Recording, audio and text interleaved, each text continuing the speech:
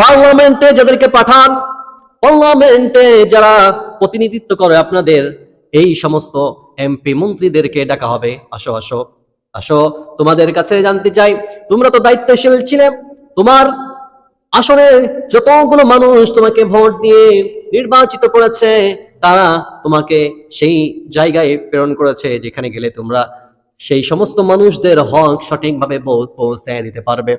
হক গুলো সঠিকভাবে পাওনাদারের হক পাওনাদারের কাছে দিতে পারবে।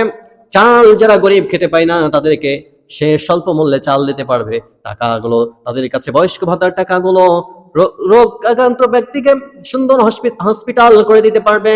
আবার যারা অসহায়, হোমলেস, স্টেটলেস মানুষ যারা আছে, তাদেরকেও তুমি সঠিকভাবে তাদের প্রাপ্য ফান্ডামেন্টাল রাইটস এগুলো দিতে পারবে।